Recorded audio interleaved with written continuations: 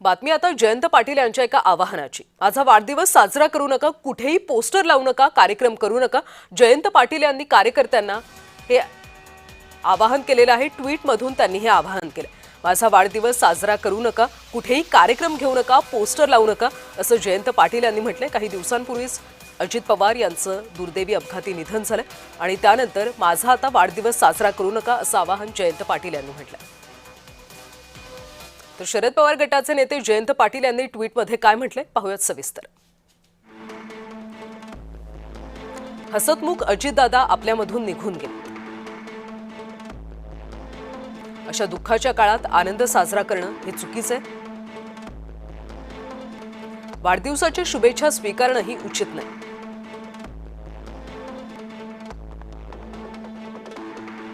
दादांच्या जाण्यानं मनामध्ये एक पोकळी निर्माण झाली।